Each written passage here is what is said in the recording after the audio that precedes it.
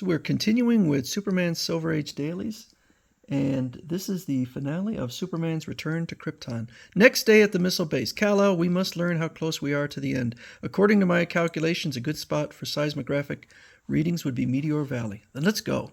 Presently, their plane lands at the rim of Meteor Valley.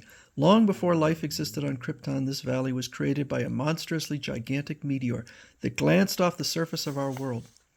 Down into the valley they descend with their portable equipment. Then mild tremors occur here quite frequently. I believe one starting now. This one isn't mild. The earthquake's tremors have jarred loose great boulders at the crater's rim. They're crashing down on us. We'll die. If I still had my superpowers, this would be no problem. But as an earthquake crevice suddenly gapes open at their feet. Into the crevice, quick!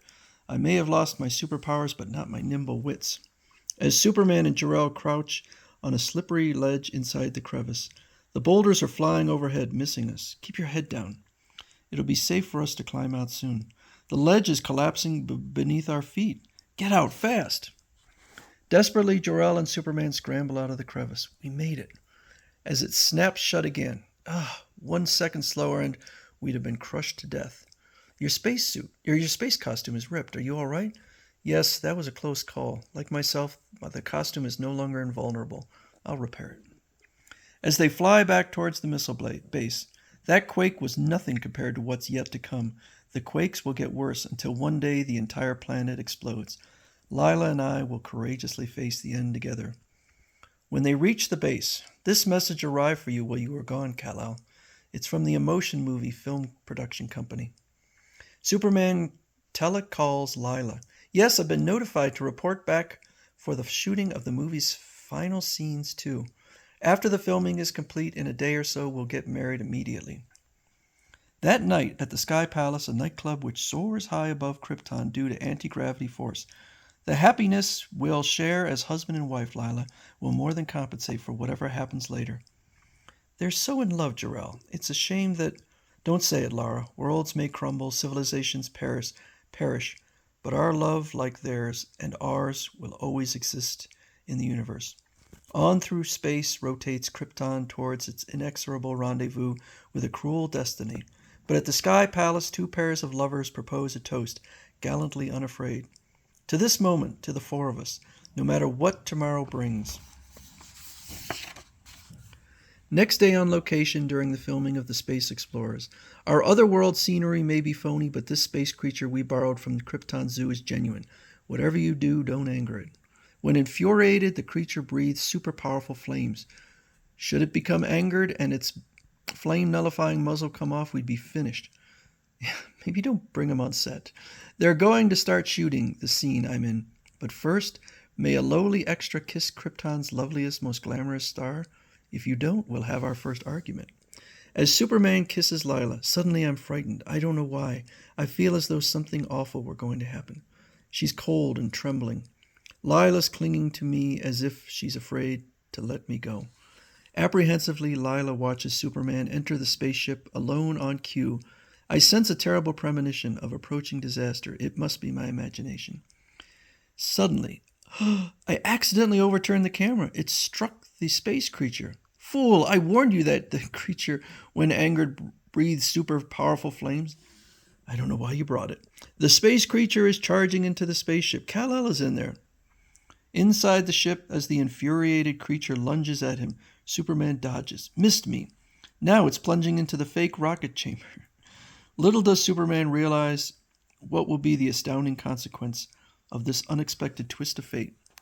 The fire-breathing space creature is tumbling head over heels into the fake spaceship's rocket chamber. As the beast crashes against the rocket tubes, its flame-nullifying muzzle falls off and super powerful flames pour powerfully into the tubes. In response, the make-believe spaceship is propelled violently upward by the creature's super powerful flame breath. As the space beast's fire breath propels the make-believe spaceship skyward, and apparently very sturdily built. Kal-El's in there with that beast. Help me, please help me. Don't let her get near the flames. They'll consume her. I don't want to live without Kal-El. Let me go, let me go. As the ship hurtles high into the heavens, Lila's intuition senses the stark, unbearable truth. I'll never see Kal-El again. Never again. Ever. Inside the spaceship, streaking into outer space. Lila. How ironic that I reconciled myself to perishing on Krypton with Lila and my parents. This had to happen due to a strange twist of fate. Later, far out in space, as the spaceship is attracted by the gravity of a yellow sun. The yellow sun's super energy rays have returned my superpowers. If I return to Krypton, I will lose my superpowers again. What shall I do? Return to Krypton and Lila and my parents, or go back to Earth? Momentarily, the Man of Steel hesitates. I would lose my superpowers again if I return to Krypton. Fate can't be changed. It's impossible for me to save Lila or my parents. Earth needs me. Through the time barrier flashes Superman at incredible super speeds. As he materializes in our present-day time era, he barely manages to avoid a horde of deadly green kryptonite meteors. Ugh, nothing remains of the once mighty planet Krypton, but broken kryptonite fragments. Jor-El, Lara, Lila, they're gone, perished. Back toward Earth flies the Man of Steel. I'll always treasure my return to Krypton, seeing my parents again and meeting the lovely Lila, beautifully radiant, courageous Lila.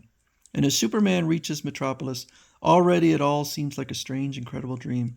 Soon I'll see Lois and my other friends again. It's good to be home. Days later, in the editorial office of the Daily Planet. Great Caesar's ghost! What sort of joke is this, Superman? Take off that false lion's head.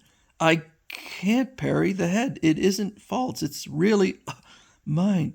So I think this was some of Jerry Siegel's best writing ever. I would have completely removed the whole section with Martha and Jonathan Kent. But overall, I thought this was a really good story.